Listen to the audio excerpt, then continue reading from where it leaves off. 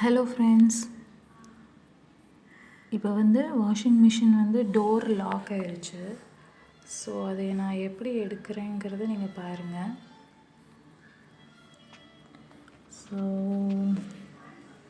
இங்கே ஒரு ஹூக் மாதிரி தெரியுதுங்களா? இங்கே ஒரு ஹூக் மாதிரி தெரியுது. பிடிச்சி